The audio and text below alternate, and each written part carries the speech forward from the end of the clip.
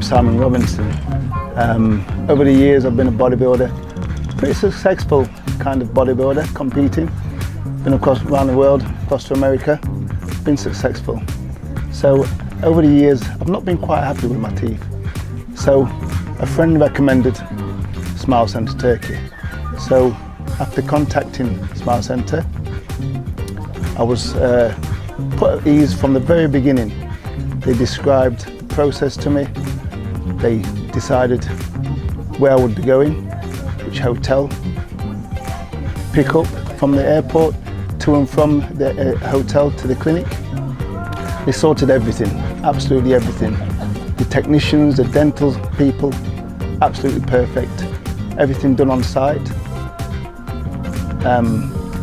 You know, they made me, put me at ease. The process, everything was sorted out for me. I didn't have to worry about a thing. I left it totally to them, put myself in their hands.